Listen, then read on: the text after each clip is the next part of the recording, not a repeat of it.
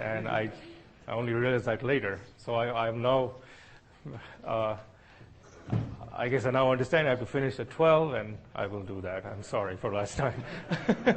Nobody told me. Okay, great. All right, so as last time, we're going to continue our discussion of the Hubbard model, which I described last time. And as I've written here, we looked at a very particular limit last time where the chemical potential mu is 0. In this case, the density of particles is equal to the number of sites, and where the interactions are very strong. So one consequence of this is that in the end, you look at a restricted Hilbert space where there's only one particle on each site.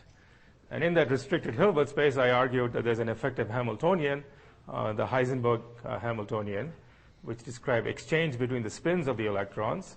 And that's the spin exchange is related to parameters in the original Hamiltonian. And these spin operators are, of course, then related to the original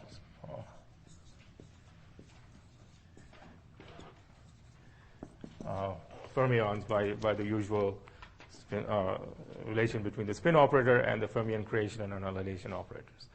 Okay, so this phase, when we're looking at one particle per site, is implicitly then an insulator. So if I put an electric field and try to move some electrons through the sample, nothing's going to happen because there's just one particle per site. There's an energy gap to creating any excitation that move the charge of the electron. So everything was implicitly an insulator. And in the insulating subspace, I described how you could have a phase transition involving only the magnetism. And you went from a state where you broke the spin rotation symmetry, the Néel state, into into a state which had a spin gap, and the spins were all paired into singlets.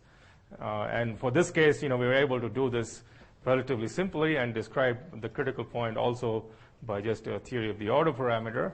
And that was because I kind of designed the spin Hamiltonian to be simple, took a lattice in which the spins had a structure where each spin wanted to form a singlet with a specific nearest neighbor. But of course, the rest of the lectures, we're not going to look at such restricted cases. Those are, in many ways, the simplest cases, but we want to look at cases where there's a choice for each spin to form a singlet, and that's what leads to many interesting phases and rather much richer types of field theories. Okay, so today what I'm going to do is now not take this limit anymore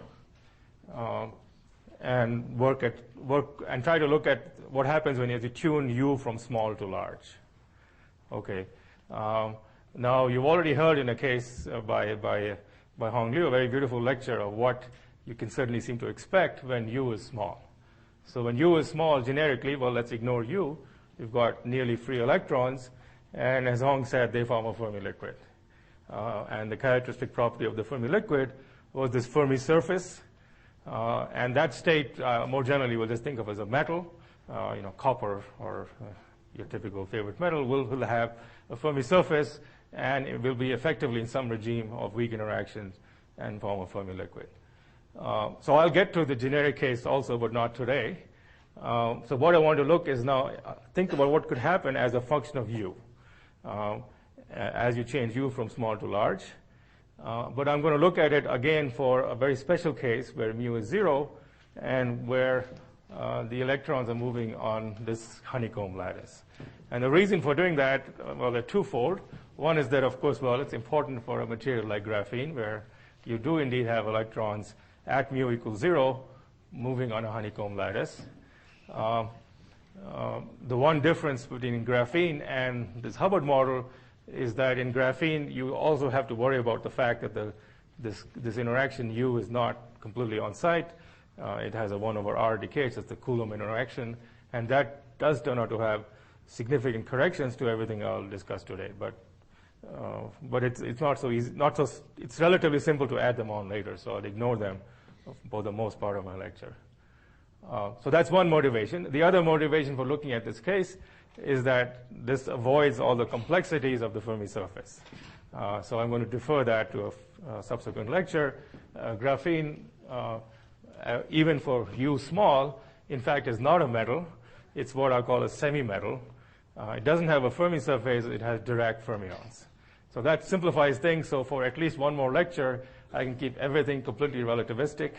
And so you'll be some more comfortable zone. And then later on, we'll, of course, have to worry about when you don't have full relativistic invariance and you have to add Fermi surfaces. So, but today, everything will be, as you'll see, it will turn out to be relativistic, but that also is a useful thing to keep for a while. Okay. So what can happen in graphene as you turn up U from small to large? So at very small U, as I'm going to show on the board in a few minutes, if you work out the dispersion spectrum of graphene, it has a dispersion spectrum which has the form of a cone.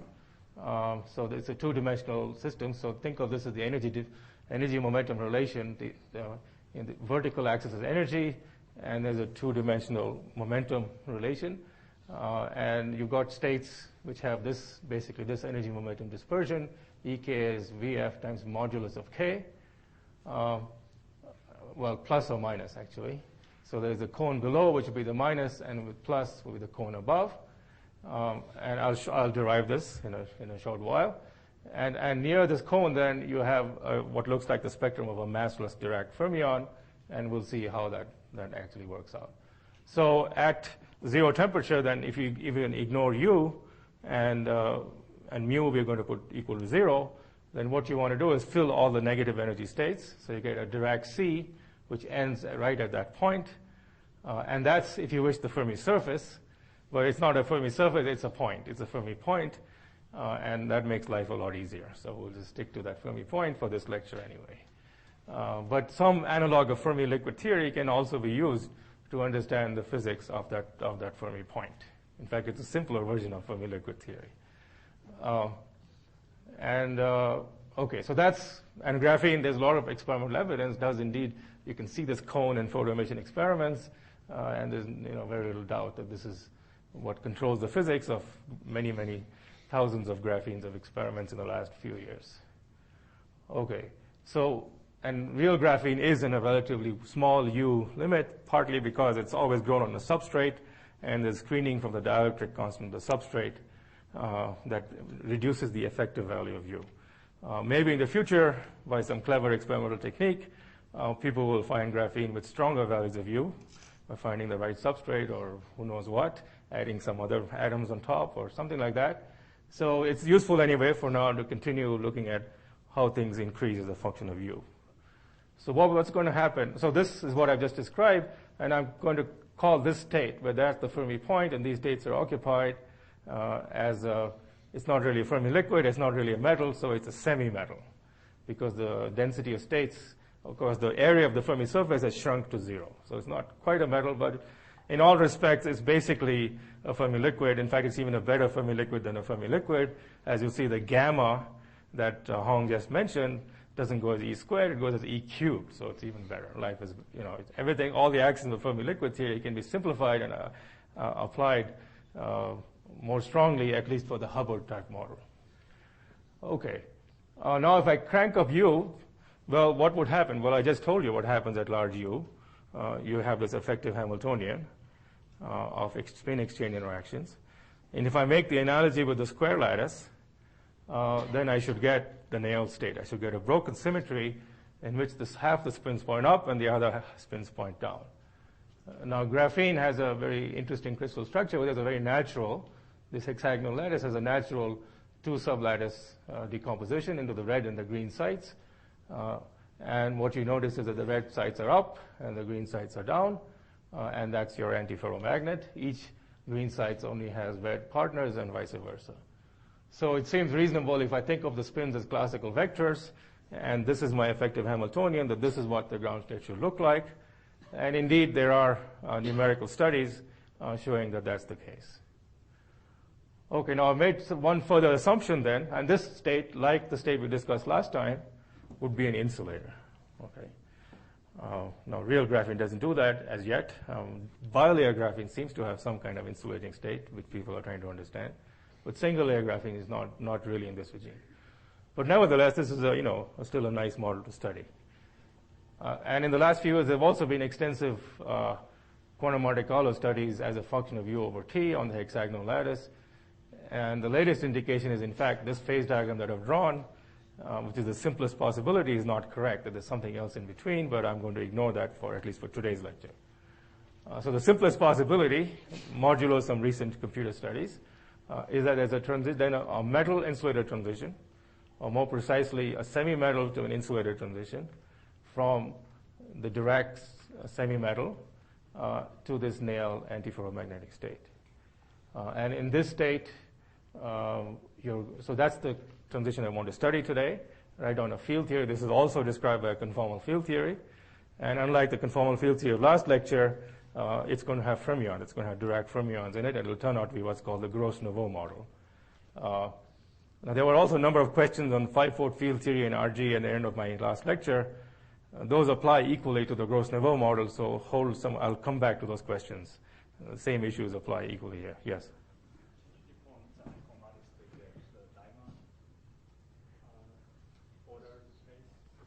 Okay. I'm coming to that tomorrow, I think. So that's another possibility, right? Absolutely. So, so you can certainly by hand make the Tij. Here I assume that the Tij were all equal on nearest neighbors, and the J's were all equal. You can certainly by hand make some of them smaller and larger, like I did yesterday's lecture. And then you can get all the same physics, no problem. But that's not so interesting because, that's not what happens. In real graphene, all the T's are equal.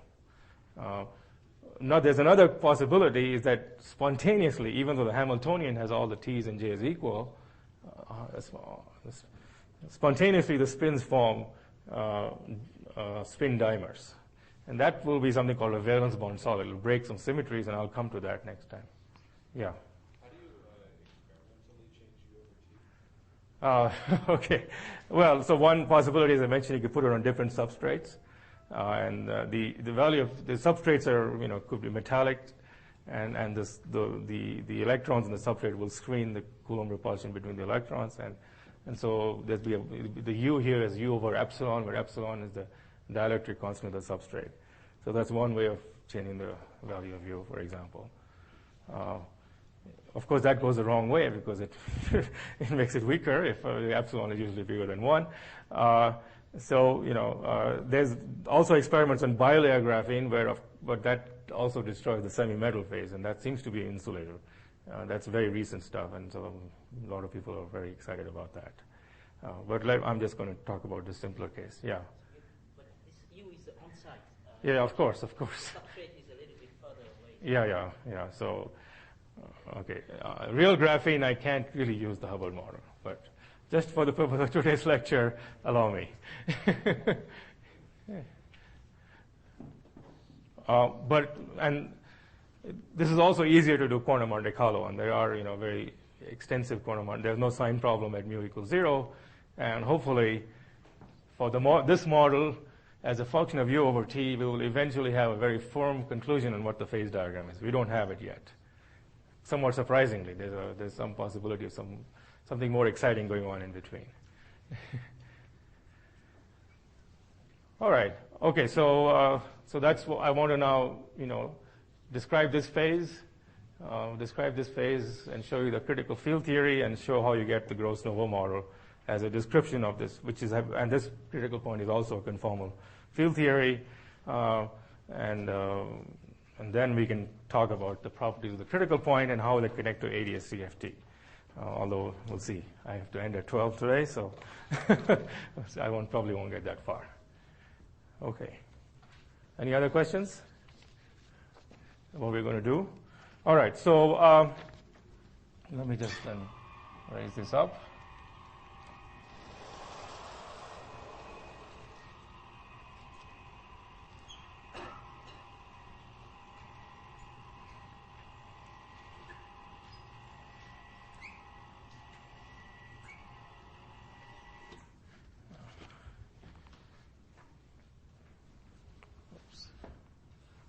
Okay, so we are going to talk about the hexagonal lattice.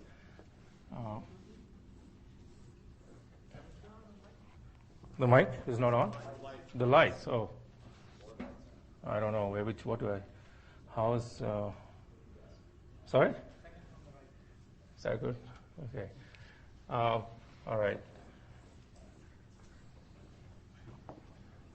Okay, so this is the hexagonal lattice, and I don't know how much you know about Bravais lattices and so on, but in this Bravais lattice defines, for the first thing you got to do is figure out the unit cell, and the unit cell here has two sites, the A sublattice site and the B sublattice site. So here's A and B, and A and B. And this is because if I do a translation, if I translate this site to that site, I don't bring the lattice back to itself. I need another reflection. But the Bravais lattice is only defined with respect to translations, so I really have to translate this site to that site. And that's the fundamental, then the unit cell is defined by this translation. Nevertheless, I'm going to take vectors. This is a vector E1. This is a vector E2. And vector E3, and they all have unit length. And I'll use units, so this is 1. And so EI squared is 1, and you can check that EI dot EJ is minus a half for I not equal to J. That's basically all you need to know. And then we're going to take our Hamiltonian. Let's U equals 0, so T will be sum on, say, A lattice sites. I belonging to A, and then J will belong to B, C dagger I, Cj plus complex conjugate. So we're only going to have hopping from here to there. Okay, so if I now go to Fourier space, this is going to become the following Hamiltonian. So this will be minus T C dagger A of K, sum on K, times e to the I k dot E1 plus e to the I k dot E2 plus e to the I k dot E3 times Cb of k plus the complex conjugate. Okay, where these are the E1, E2, E3 vectors. And now one of the questions is, what is the range of k belongs to what's called the first Brillouin zone? And as it involves a little bit of solid-state physics to figure out what is the range of values of k I have to sum over. So I think I'll leave that for a homework problem. Just look up Kittel or Ashcroft or Mermin and work out the first Brillouin zone of the hexagonal lattice. A very instructive problem. It's not totally trivial like the square lattice. It's a little tricky, but okay, work it out. So what's the first Brillouin zone? Well, for this lattice, I hope I get this right, it turns out to be hexagon, but rotated by 90 degrees. And these points I'm going to call Q1, Q2, and Q3. And that's, of course, minus Q3, minus Q1, minus Q2. And then the values of these things are Q, let's see. So there's something called the reciprocal lattice vectors. Reciprocal lattice. And these turn out to be G1 is 4 pi over 3 of E1. And similarly, G2 is 4 pi over 3 E2, and same for E3. And these vectors turn out to be Q1 is 1/3 of G2 minus G3, etc. Okay, so this is the homework problem to figure these out. This is the first Brillouin zone, and you have to integrate over this region over here. Okay, this is how you take a Fourier transform of this lattice. All right, so let's remember that for now. Okay, so now let's diagonalize this. So now I don't immediately know the dispersion. It's still a 2x2 matrix. So I can write this as C dagger A, C dagger B, and it's a matrix with a 0 on the diagonals, and CA, CB. And let me just call this, say gamma of K, gamma star of K, where this is gamma of K.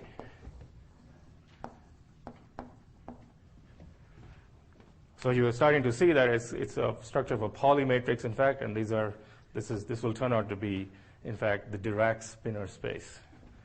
So what is the dispersion? Well, of course, this is easy to diagonalize. And the dispersion, Ek, so you diagonalize the Hamiltonian, and this becomes some on K, epsilon K, I don't know, let me call it gamma dagger K1, gamma K1 plus gamma dagger K2, gamma K2. Everything has a spin index, which I haven't written down. And epsilon K, whoops, sorry, minus, I guess.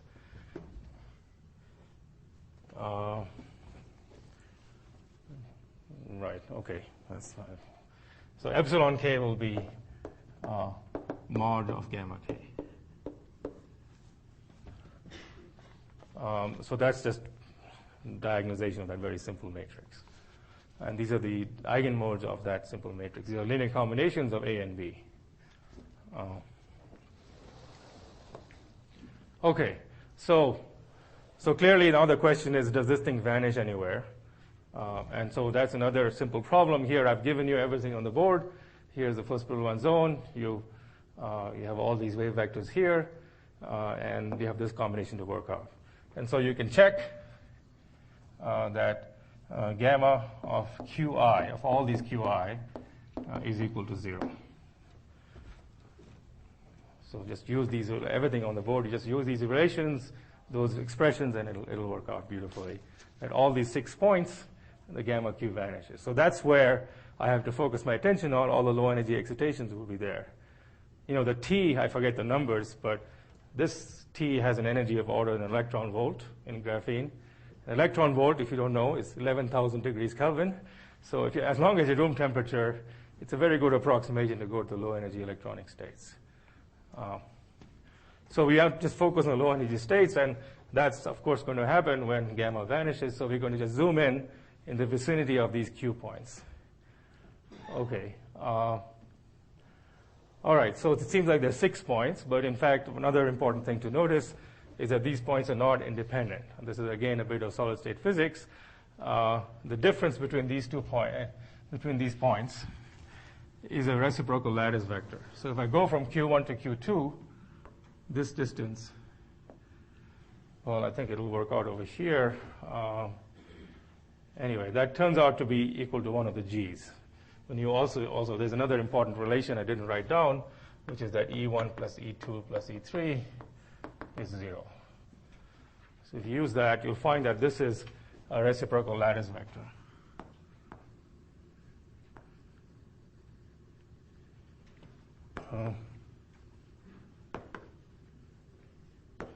Okay, if you don't know what that jargon is, it's really very simple. What it means is that if I go to all the A lattice sites, so in other words, e to the I, any reciprocal lattice vector, Gi dot Ra is equal to a constant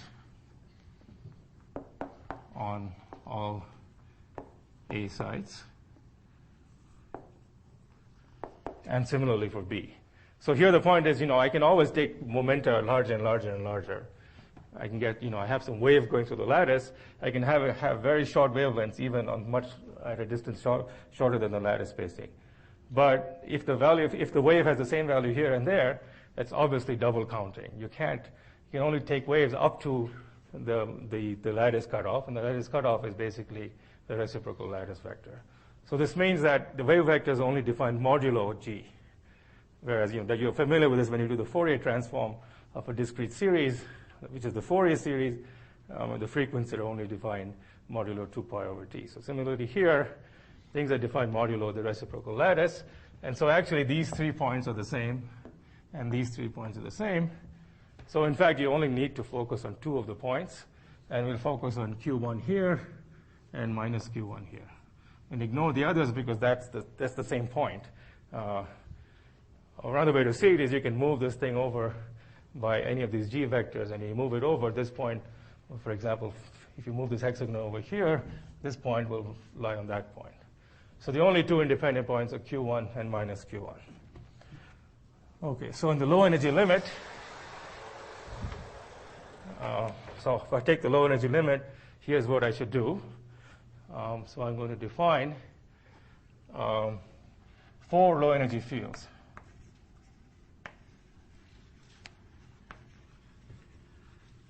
There's really actually 8, including spin, but spin is just implicit everywhere so far. And the low energy fields are the following. I have to take the points Q1 and minus Q1 and so on.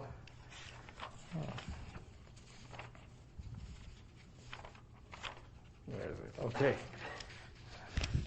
Now I need my glasses. Okay. I don't have, okay, psi, so I call psi A1 will be CA of Q1, psi, where are my glasses? Okay, psi B1, I'll get this right, CB of Q1. Oh, sorry, I'm going to have them move by K, so I'm going to move away from this by K. Okay, and psi A2 will be CA of minus Q1 plus K, and psi B2 will be CB of minus Q1 plus K. So I'm just going to go back to the original electron. The gammas I won't really work with anymore. They're very inconvenient. These are the fields I'm going to work with, and I'm going to introduce some Pauli matrices. So there's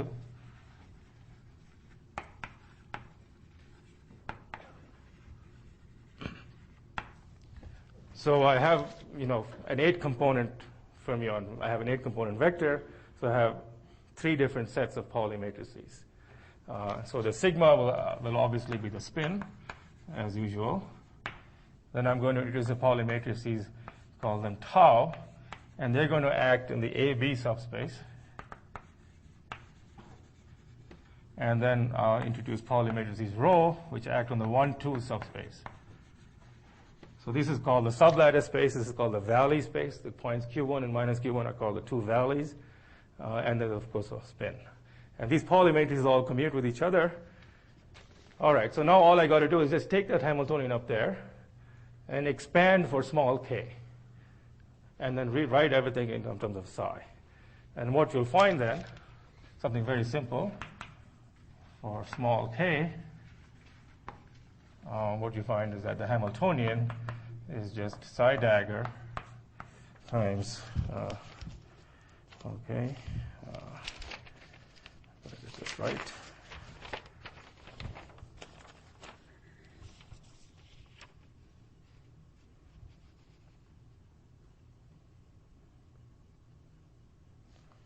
I'm missing a page here. Okay, well, let's see if I can remember it. Oh, there it is.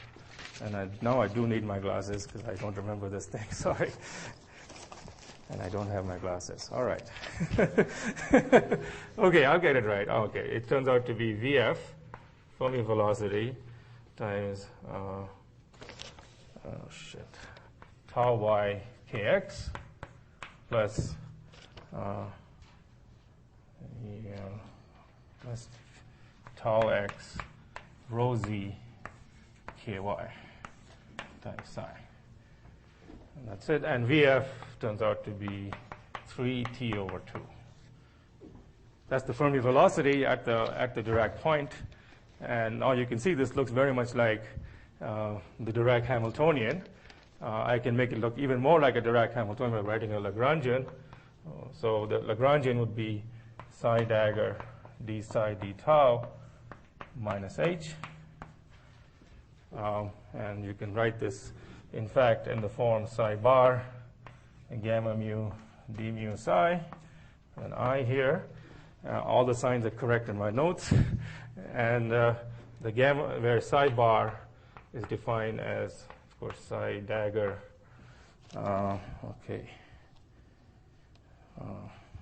psi dagger gamma naught. And the gamma naughts, or gamma naught, is minus rho z tau z. Gamma 1 is rho z times tau x. And gamma 2 is minus tau y. Okay, so that's just simple algebra of Pauli matrices. You can really check this very quickly. Yeah. I didn't understand what the 1 indices stand for. The values at Q1 and minus Q1. Sorry, I should have said that. Right. So when I expand the fermion here, I'm expanding around minus Q1. So that's the bottom valley there. So the fermion dispersion vanishes at those 6 points at the edge of the hexagon. So I expand at the bottom point and the top point. And I ignore the side 2 points because they're equivalent to either the bottom or the top. So roughly speaking, let me use a color here.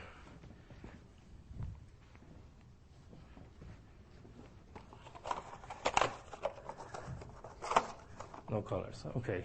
Krishna has the colors in. That's your private stash, huh? Okay. All right. So let me put squares and circles. So this point here, this point, and this point are really the same point because they differ by a reciprocal lattice vector. And this point, and this point, and this point are really the same point. Thank you. You're my special friend. Okay. I appreciate it. Okay. So I've got to use this.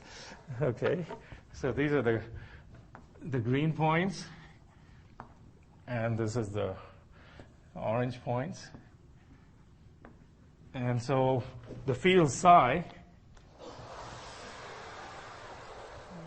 1 fields, so these are the orange fields. Have I got it right? No, that's the green field. So these two are the green fields, and these are the orange fields. And within the orange and green, you also have the sublattice index, which it turns out, in the end, comes out to be a Dirac index, but not quite. See this rho x on 1, 2 space. So what you see here is if I take the plus 1, if I take the 1 space, this rho z is plus 1, and I get a Dirac spinor of a certain chirality. If I go to the other valley, to the orange points, rho z is minus 1, and I get a Dirac spinor of the opposite chirality. So in the end, you've got no net chirality, which of course graphene doesn't have, and the chirality of the two values cancel each other. Yeah. So do you have, so these are 4 component spinors? They're really 8. This depends how you want to look at it, but I look at it as 2 flavors of 4 component spinors. yes, or you can look at it as 4 flavors of 2 component spinners. No. Right. How are you going to look at it? I'm going to look at an 8 component vector, but not a vector, just an 8 component column, right, on which various rho tau sigma matrices can act. So is there a sigma matrix in H? It's independent of sigma. There's no spin dependence. It'll come in later. Yeah. So I think this is the same as Tom's question, but in Yeah. more clear to me. So I was under the impression that with relativistic fermions, you can't put them on a lattice without getting more than one. Right. So that's right. And that's so this is fermion doubling. It's quadruple, I guess. You got 2 component Dirac fermions. You got 4 flavors of 2 component Dirac fermions. One from spin and the other for the valley.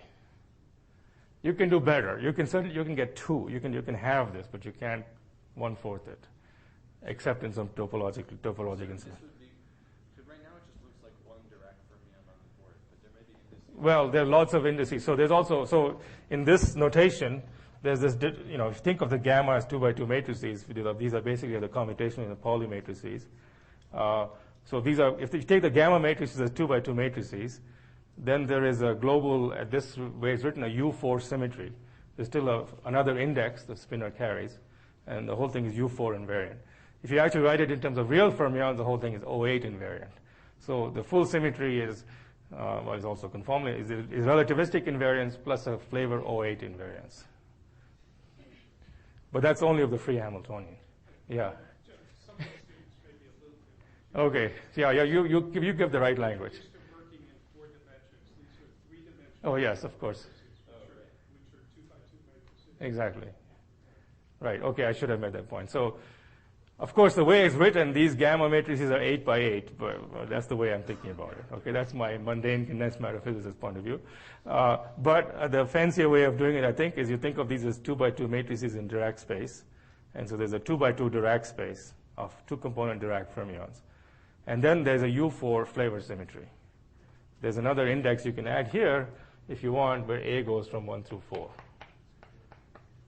And this index doesn't act on the gammas. Yeah, it's addition to the spinor index. That's correct. This has nothing to do with the spinor index. There's a flavor symmetry, which is U4. In fact, it's 0.8 when you write it into the Majorana fermions. But I won't get there. So it has a huge symmetry, this model, at this point. Okay, so there's your Dirac fermion, and that describes the Dirac semi-metal. Okay. So the next step is to just go to large U, put in the U coupling, and see what you're going to do. Yeah.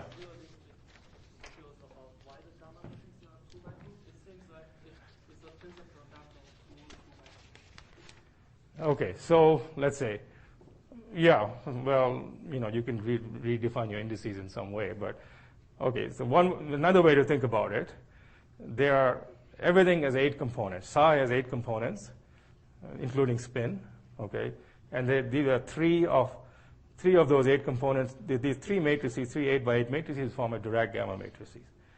But I have lots of other 8x8 matrices which commute with these.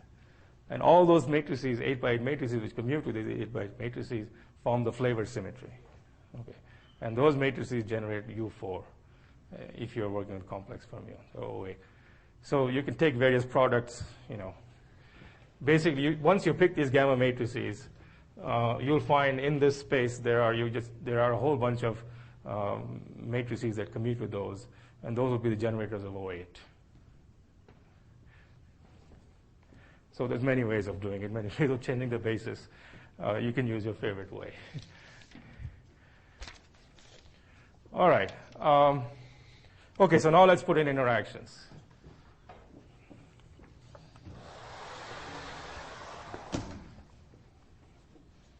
So here, one natural thought, I have this huge U4 symmetry.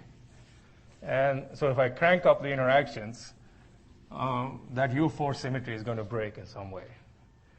And that, of course, leads to a very complicated problem of searching in the space of U4 symmetry breaking.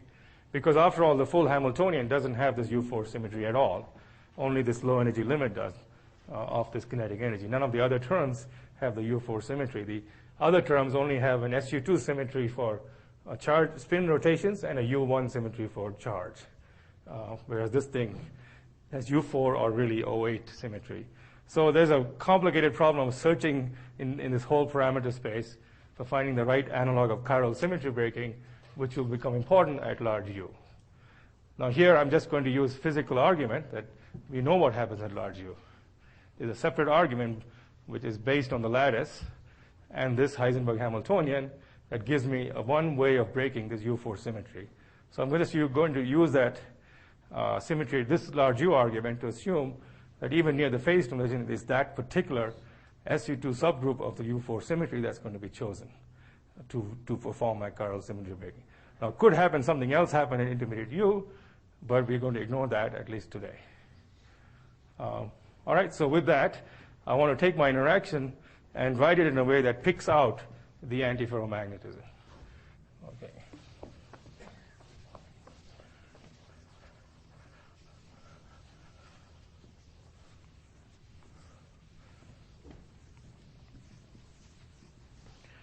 All right. Okay, so what's the coupling that I have? It's U sum on I, Ni minus a half, and Ni up. Actually, let me even not drop the site label, minus a half. Okay, there's many, many ways of writing this, just by using all the fermion identities, but I'm going to choose very sneakily one particular way, and I'm going to write this as the following operator, which I thought was written down here somewhere.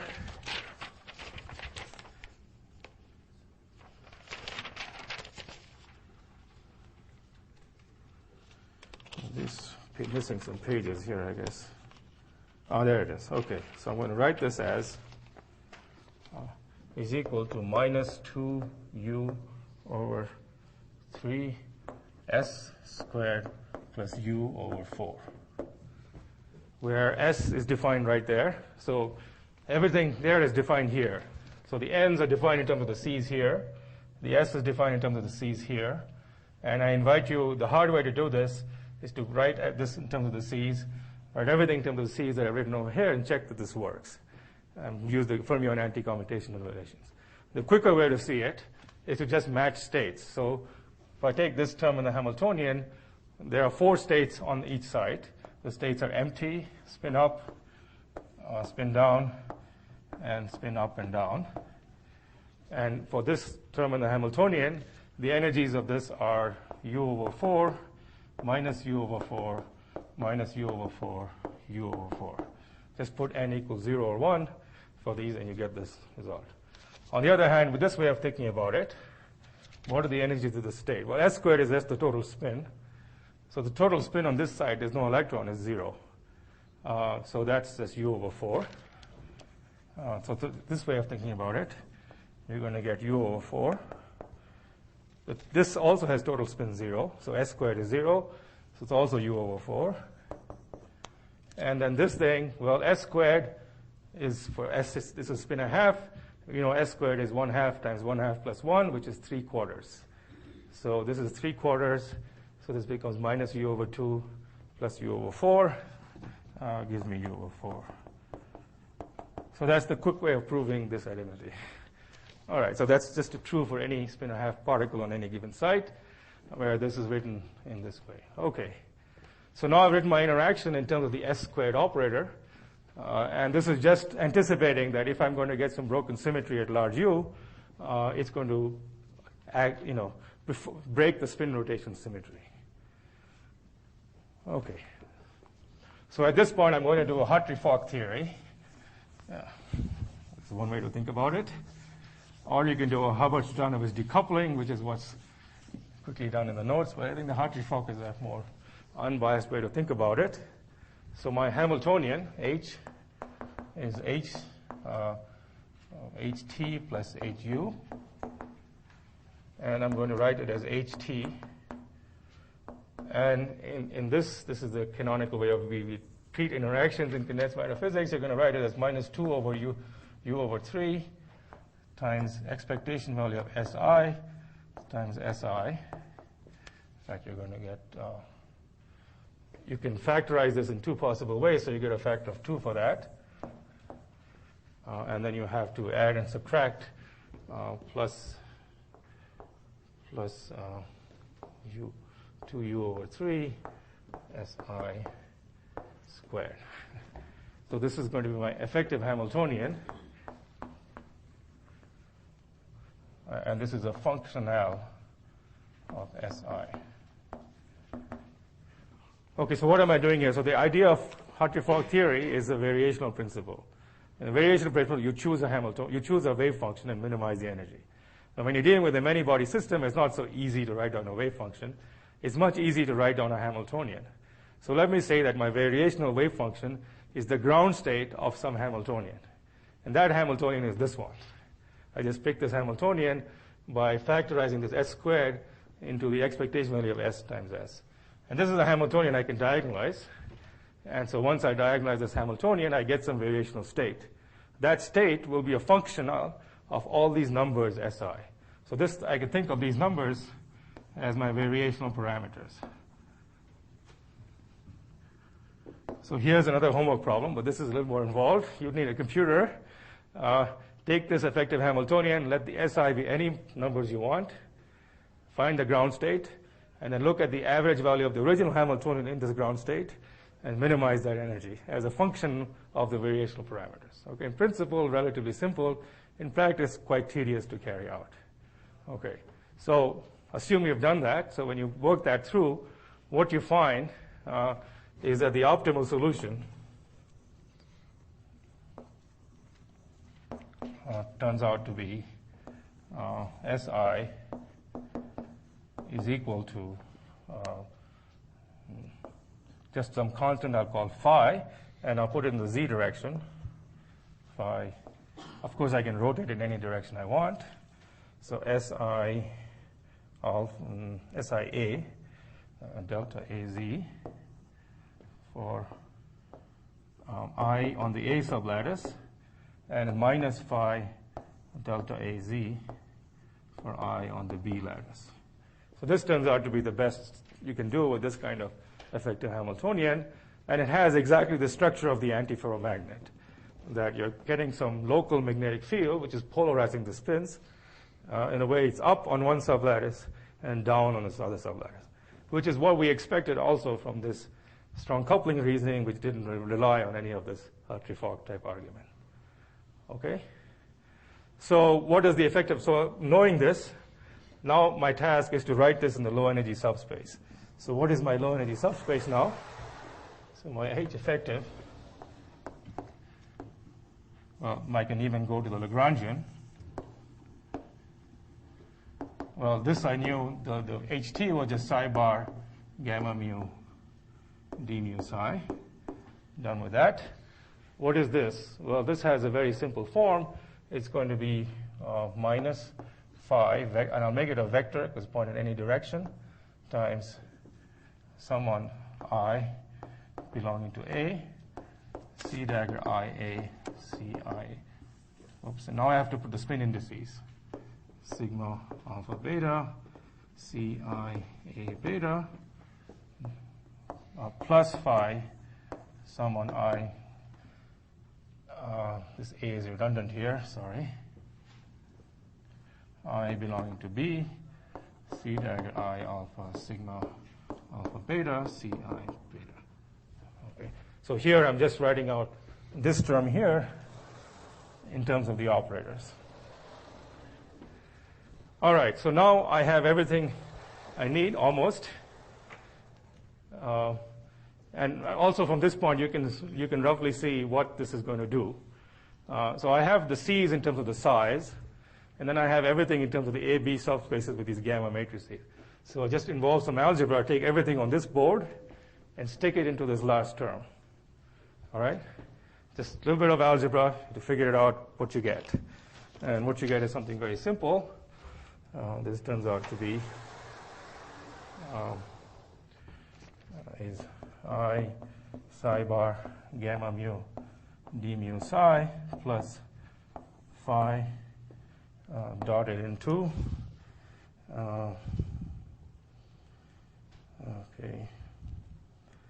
It turns out to be psi bar rho z, if I am reading my notes correctly, rho z sigma on the Pauli matrices times psi. Okay. Huh? U, right. U. Thank you. 4u over 3. But I'm going to absorb that in here. So let me put that in. Let me put it over here.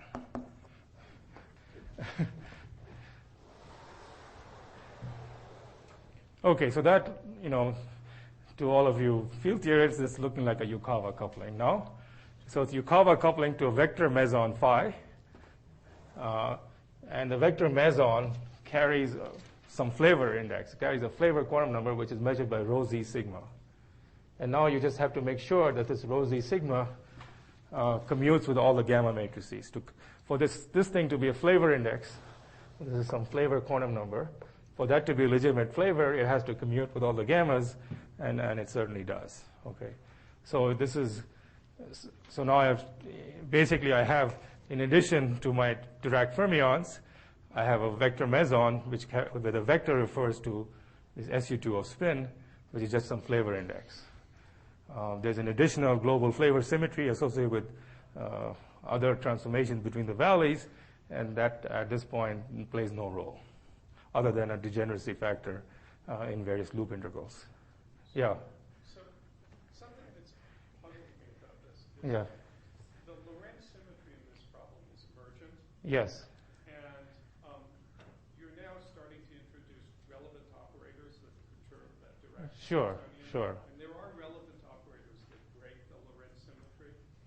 So which relevant? No. So first, if I did something a little more sophisticated than Hartree-Fock, that I would also okay. do Lorentz biology type. All right. So there are two. First of all, when we talk about relevant and irrelevant operators, we have to be clear about which fixed point we're referring to. So as you'll see in a minute, there are two fixed points here. There's one fixed point which describes the Dirac semimetal, which is just, that fixed point is just free Dirac fermions, which is relativistically invariant, and everything is irrelevant. There's going to be a second fixed point, which I'm going to introduce in a minute, and that's the critical point of the Gross-Nouveau model that describes the transition to chiral symmetry breaking from Dirac semi-metal to the Néel state. And so now there's a separate question of, is any operator relevant or irrelevant at that critical fixed point? Okay, that's been studied in various 1/n expansions, and not thoroughly, but all indications are there are no such relevant operators. Even when you look at yes. Yeah, but it's not as firm, of course. No. You assume that the fixed point is relativistically invariant, and you can find one, as I'll discuss in a minute. Then you look for all operators that break that symmetry at that fixed point, and you find at least the ones that people have looked at, they're irrelevant. There's no rigorous result there because that's a strong coupling fixed point. There are only certain 1/n and epsilon expansions that I'll briefly mention. Okay. All right. So anyway, by the logic of Hartree-Fock theory, I have picked out this Néel state, and in that state, now I find that there's a constant phi here, which is the expectation value of the spin, which couples to psi bar rho z sigma z. And now I leave it as a simple exercise for you to diagonalize this matrix. So the energy dispersion relation now, Ek, will be plus or minus square root of, it was k squared from here. And now you just, this thing commutes to the gamma matrices, you find that just gives you mod phi squared. So what's happened is you've gone from massless Dirac fermions. So in the phase where phi was equal to 0, you're going to go to a phase where the dispersion looks like this. And this is phi not equal to 0. And what we have found, this is the Dirac semi-metal.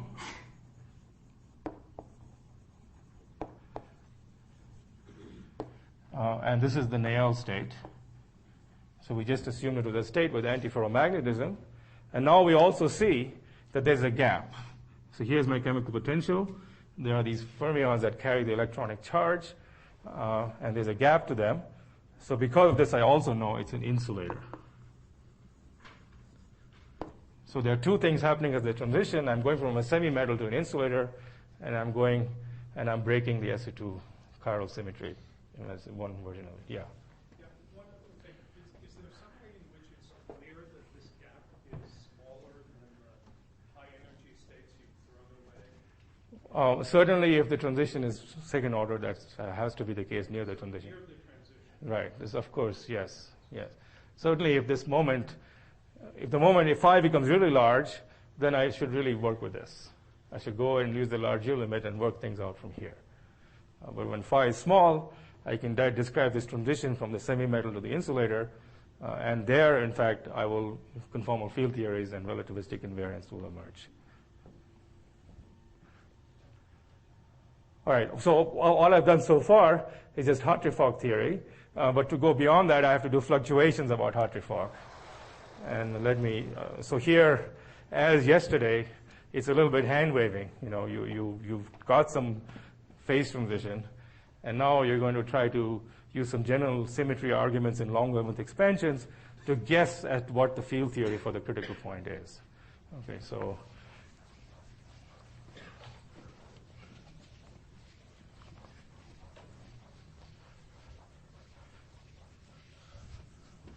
just to remind you then, what I'm talking about here as a function of u over t, I have some phase transition. Here I have phi equal to 0, and that's the Dirac semi-metal. In fact, phi is just a number, so just phi equals 0. I don't even need to put these angles.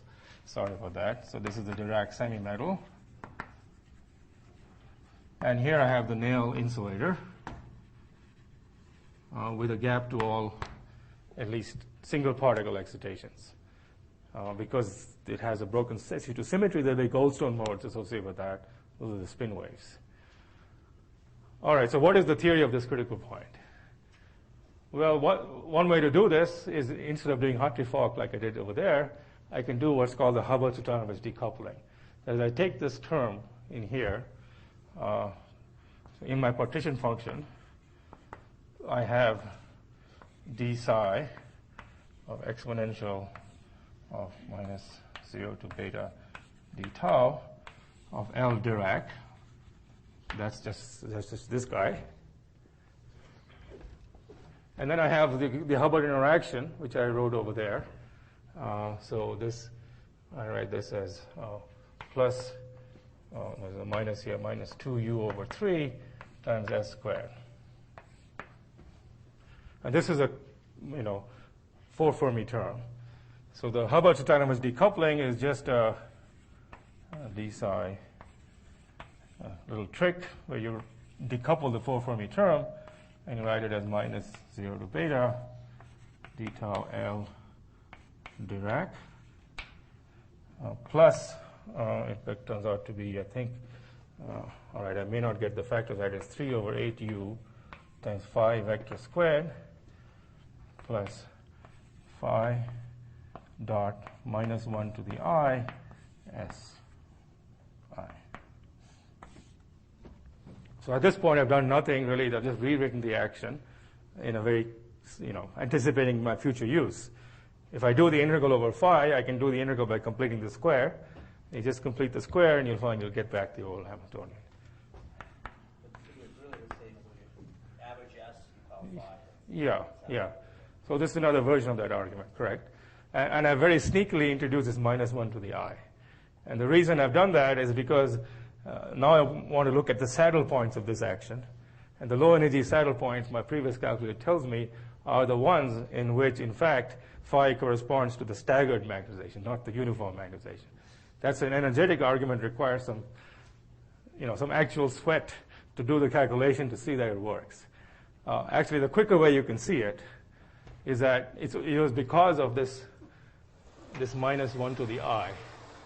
So this minus 1 to the I, where does it go? Yeah, here, this minus sign between A and B, that was responsible for this rho z. And that, if you just work it through, was responsible for the fact that this commuted with the Dirac matrices, I think. And so if you just put a uniform phi, you will not, in fact, open up a gap at the Dirac point. So, and that tells you, this is a perturbation that opens a gap. And when you open a gap, it means you're lowering the energy in a way because you're removing all the lower energy excitations and kind of putting them in the ground state. Anyway, but that's one way you might guess you want to put this factor here. But even if you don't, it's okay. It just comes out of this detailed calculation. All right, so with this factor here, and by the benefit of hindsight from the Hartree-Fock calculation, you can assume that now we can do a long wavelength expansion for phi. So you do a long wavelength expansion.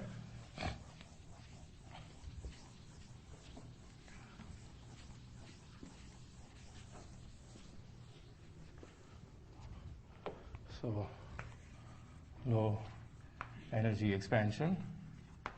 And here it's kind of in the spirit of Landau Fermi liquid theory, you just expand everything inside in terms of gradients and time derivatives consistent with symmetry. If you want to think about it literally, you start from this Hamiltonian, do a little bit of RG, and you generate all the terms consistent with symmetry. And what will you get then? Well, actually, let me write it out in explicit notation.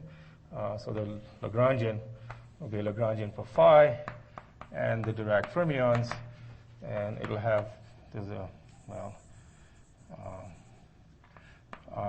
not full, psi bar gamma naught d naught psi plus I VF psi bar gamma I di psi, plus you're going to get d tau phi squared.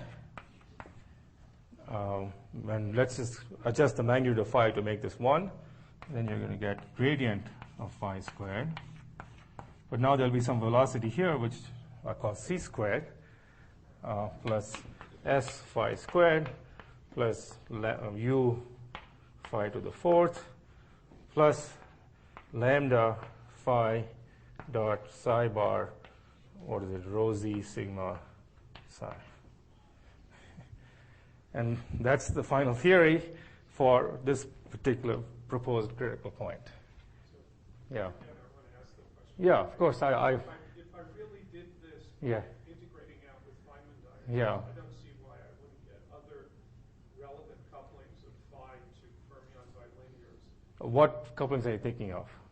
Well, things that Example. don't look relativistically invariant. So they Those have gradients. What? Those have gradients. So give me an example.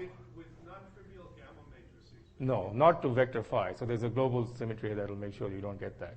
You can get gradients of phi, or you can get phi squares, but you won't get. So these are some kind of discrete lattice symmetries. Well, here it's spin rotation symmetry, which. That means there has to be a sigma there, but you could have products of gamma matrices that commute with sigma. I think so. I'm sure there's lattice symmetries or reflection symmetries that prohibit those. Okay, the simplest thing that violates relativistic invariance is this velocity is not equal to this velocity. That you will get no matter what, and you could worry about that. But if there was something here, then I agree with you. That would be serious trouble. But there's nothing here.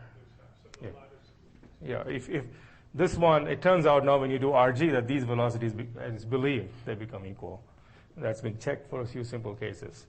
But I agree. If there was a term here that broke relativistic invariance, then this wouldn't work. And there are many models where such terms appear. I've studied them in great detail. Like there's a transition in a D-wave superconductor where you go from square to rectangular symmetry. There, this thing does break relativistic invariance. But in this case, I cleverly picked this case where there's no such term. Yeah. Why in the boundary extension phi become dynamic? Well, it's dynamical here when I do the Hubbard autonomous decoupling. In this way of writing things, this is phi is a function of tau and I. No, but we didn't see the phi terms there. Yeah, so there's no, that's right, but then that's where the RG comes in. So you do a little bit of RG and you'll generate those terms. Okay. Another way to think of it is you integrate out the fermions, you get a trace log. So there's a trace log of the fermion determinant, which will be d slash plus rho z sigma phi. And you're just imagining you're doing the trace log of the fermions or the high energy fermions, and then you will definitely get some d phi d tau squared terms. And similarly for the gradient terms, these terms we already have, this we just threw in for fun, and this we also have. So this is the time derivative, and this is the spatial derivative. I only wrote it this way rather than relative because I wanted to introduce the velocity. Sometimes the relativistic notation hides too much. So there is a velocity here which we know. It's about the 100th of a velocity of light. We know exactly its value from experiments on graphene, for example. And there's another velocity here which, well, we don't know actually. But it's probably of the same order, but there's no reason for these velocities to be equal. VF need not equal C. Actually, to answer Tom's question, there's one, typically what happens is if you have terms here that don't commute to the gamma matrices and this field condenses, then you don't open a gap in the size spectrum. So those terms are less preferred unless there's some other dynamical sector of the theory that prefers a symmetry breaking nothing to do with the Dirac fermions, and then you will get those. But if the physics is from the Dirac fermion, you will get only terms here that open a gap, and those tend to be relativistic.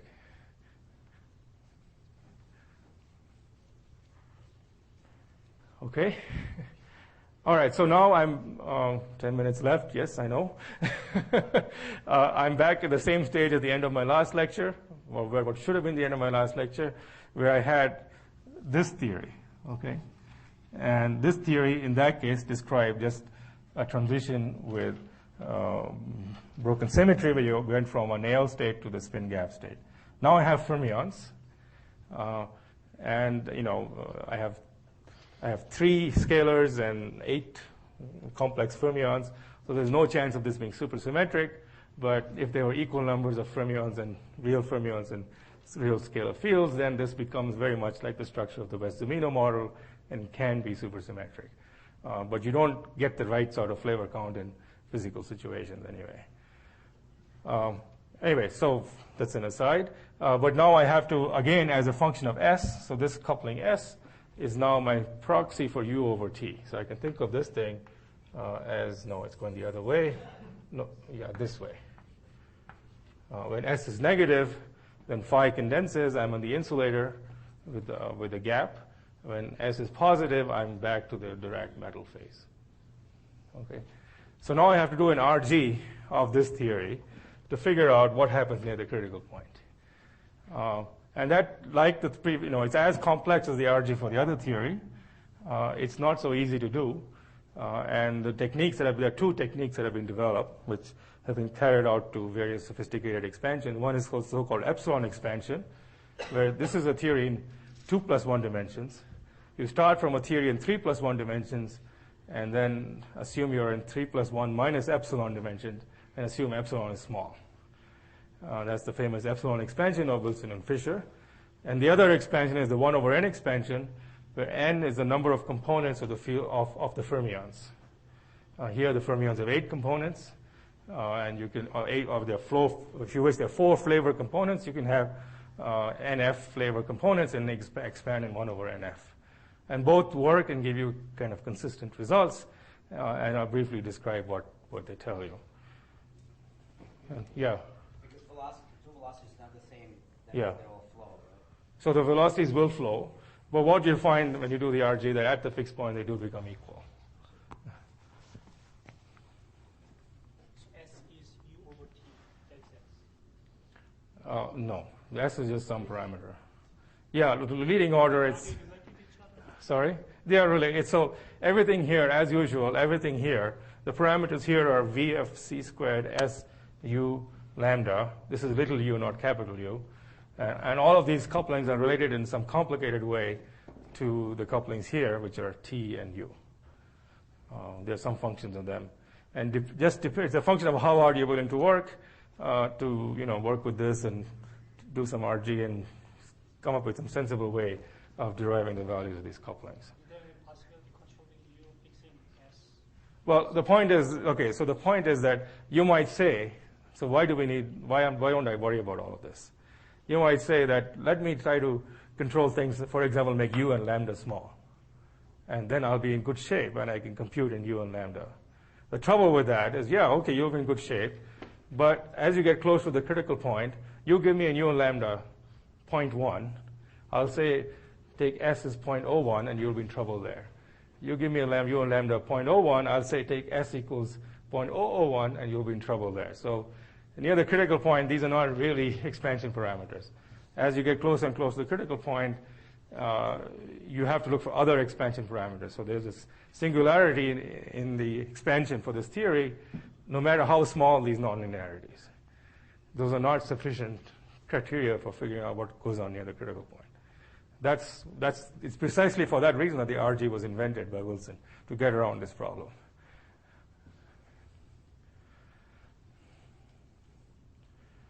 Okay, so 5 minutes to explain Wilson's work for this theory. Maybe, let's see, I want to keep this up. I'll do it over here.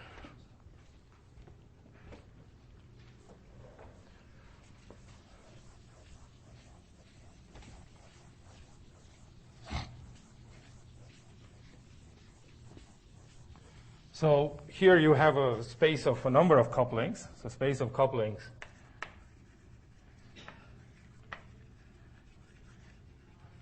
are rather large. There's VF over C, the ratio of the velocities, S, U, lambda. So you do some, I'm not going to explain how to do this RG. That's a whole another course in itself. But I'll just give you the general perspective you get from it. So you integrate out the high momentum degrees of freedom, and then you rescale your momenta, so you map it onto the theory again, and you get new sets of couplings, S, U, lambda, VF, and the ratio of the velocities. And you keep doing this, and you try to control the flow. So what I've said is that the RG can be controlled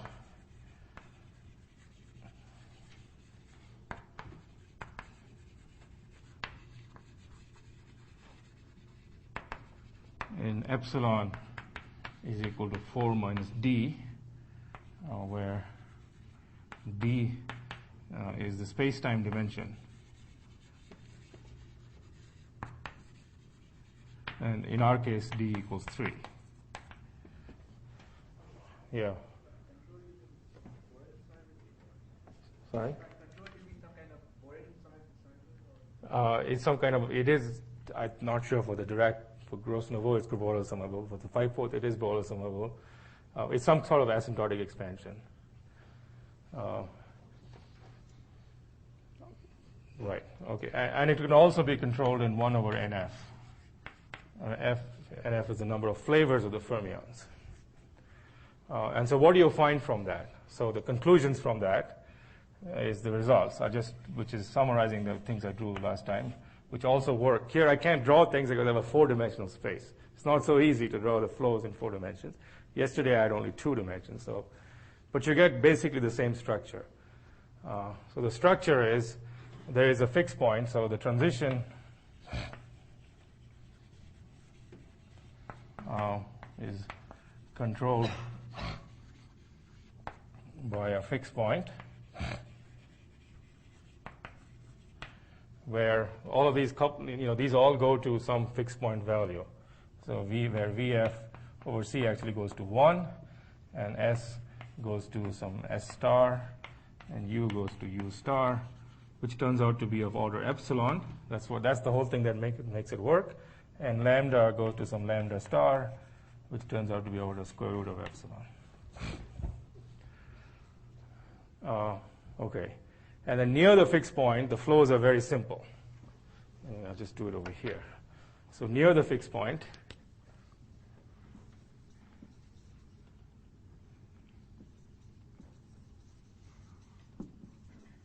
so here's my fixed point, star.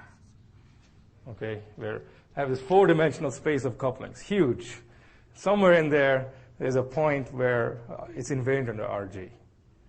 There are other points too, but this point is very special. It's very special in the sense as to what happens near it when you do the RG. So when you do the RG near it, they turn out to be 2 sets of directions. There's one direction which is very special. So this is some, let me say, some direction which is roughly proportional to S minus S star, but not necessarily. So there's some new coupling. So there's some new sets of couplings here. Let me call them T1. And then there's another set of couplings here, which I'll call Ti, where I could be 1, 2, 3. So I have 4 couplings. I have a set of eigencouplings, new eigencouplings, Ti, which are linear combinations of the old couplings, of course. And they're eigencouplings in the sense that the flows are very simple. The flows are the following way. The flow is this way. T1 grows away from the fixed point, and all the others flow into the fixed point. So the flow is the following. The Ti is Ti of 0 times e to the I lambda I L. So L is the RG scale. No, it's fine. No I, right. Okay, and the statement is that lambda 1 is greater than 0, and lambda 2 is less than 0, lambda 3 is less than 0, lambda 4 is less than, in fact, all of them are less than 0. So there's one very special fixed point.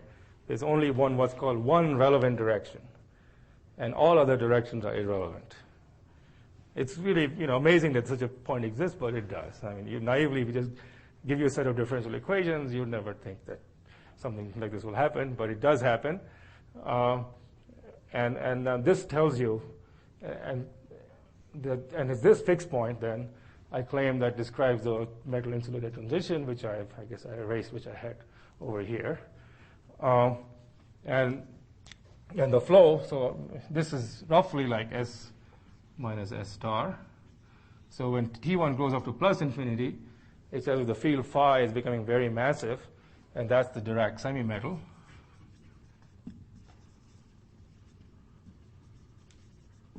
And if it flows this way, it's becoming very negative, and that's the Néel insulator. So here the statement is, no matter where you start from, over some range, you'll eventually, all these couplings will go to 0, except this one. So these will all go to 0, and you may end up this way. Or if you change things somewhat, you'll come here and then end up this way. And so it's guaranteed that right at the critical point, you're actually going to hit this point. So no matter where you start, at the transition between these phases, you will end up at this very special fixed point. And that's the fixed point. It's a strongly coupled theory, which we can only control in an epsilon expansion, and it's conformally invariant, and it has Lorentz invariance too, and it has all kinds of beautiful properties, which in principle you can try to expand in powers of epsilon. Okay, so you would think that's the end of the story, but related very much to the things that Krishna and Son have discussed. When you look at thermodynamic properties or zero temperature correlation functions, these epsilon expansions are quite reasonable and give you quite accurate results in many cases. But the moment you go to finite temperature transport properties, things like the conductivity, which I'll discuss tomorrow, or the viscosity, then the epsilon expansion is very poorly behaved, and and the ADS-CFT does give us some useful insights. So I'll come to that tomorrow. Yeah. No, this is not zero. Hold on a second. Right. So the TI, okay, you can measure the TI from this zero, right? Correct. But TI equals 0 is not the same as U and lambda and equal to 0. So U and lambda are some value which is given by these values. So all these values, so you can take this value is equal to TI equal to 0. Okay, so that's I just changed my coordinates for the TI. Then this whole, thank you. Yeah. Is there some reason why VF or C is not a fixed point, like some easy way to understand that? No. That's okay. It does work. Okay, so there have been a few calculations. There's a 1/n expansion, and we've also done the epsilon expansion in a few cases, and we do find it does happen. Why that had to happen? Could we have found some other fixed point where VF over C was some other value? That's kind of unlikely. What could have happened is that VF over C keeps flowing to infinity, and that'll end up corresponding to some Lipschitz type scaling and things like that. But you don't find those.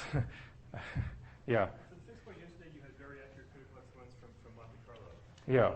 You do that here as well? No, that hasn't been done yet because But there's no sign problem. there's no sign problem in principle, but some of this has been done in the lattice gauge theory literature, I should say, for some cases, not for this particular set of flavors, I think.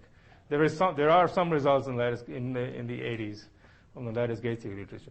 So in graphene, if you just you might think, okay, I want to get these critical exponents, I just do graphene. That was just done last year, and there's a paper in Nature last month who claimed that, in fact, there's another phase in between, which is, from our perspective, very exciting.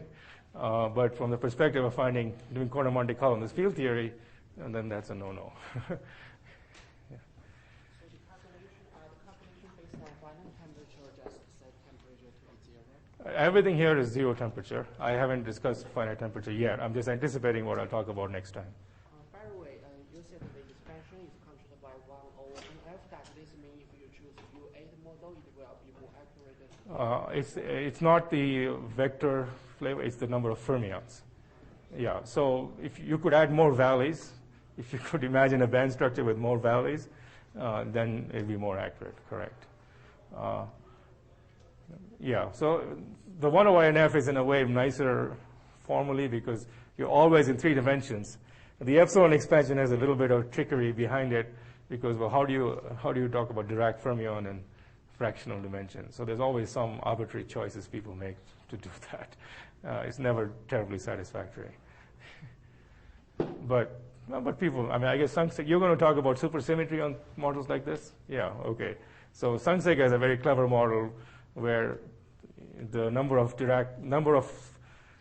flavors here and the number of fermion flavors match, and in fact he shows that you do flow to a fixed point very similar to this, but which also has supersymmetry. It turns out to be SCFT, not just a CFT. Okay, thank you.